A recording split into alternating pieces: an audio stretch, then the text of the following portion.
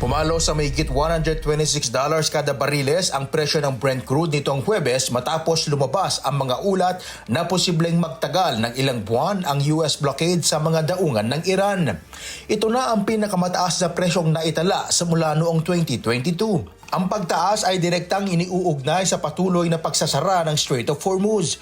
Bago matapos ang araw, bahagya naman itong bumaba sa $114 per barrel, subalit nananatiling mataas kumpara sa presyo nito bago ang tensyon sa gitnang silangan. Ang pagbaba ng presyo ay posibleng dahil sa futures contract o kasunduan na bumili o magbenta ng langis sa takdang petsa at presyo. Ayon sa mga oil analysts, nang matapos o mag-expire ang kontrata para sa June delivery, nagbago ang presyo ng langis kaya ito bumaba. Sa kasalukuyan, halos huminto ang daloy ng mga oil tankers sa Strait of Hormuz dahil sa tensyon sa pagitan ng US at Iran na lalong nagpapaliit sa supply ng langis sa global market. Ipinapaliwanag ng mga eksperto na ang presyo ng langis ay batay sa supply at demand at kapag kumaunti ang supply habang nananatili ang demand, natural na tumataas ang presyo. Dahil dito, ramdam agad ang epekto sa mga consumer dahil ang langis ang pangunahing sangkap sa gasolina at diesel.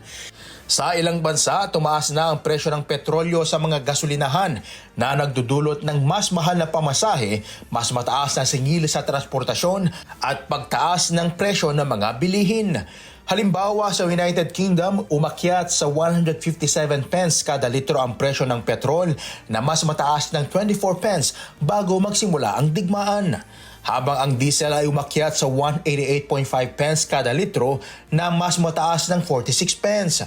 Bukod sa transportasyon, tumaas na din ang presyo ng kuryente, pagkain at pamasahe sa eroplano dahil sa pagtaas ng energy cost. Ayon sa mga ekonomista, ang matinding pagtaas ng presyo ng langis ay nagpapataas ng panganib ng global recession, lalo na kung magpapatuloy ang pagsasara ng Strait of Hormuz ng ilang buwan.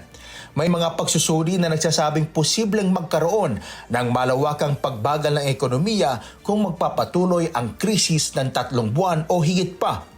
Dagdag pa rito, may mga pangamba na posibleng magdulot ng stagflation ang sitwasyon kung saan sabay na tumataas ang presyo ng mga bilihin habang bumabagal ang paglago ng ekonomiya.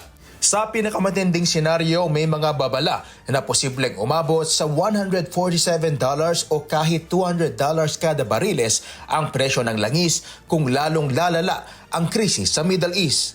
Crespo Caban, humahataw sa balita ngayon.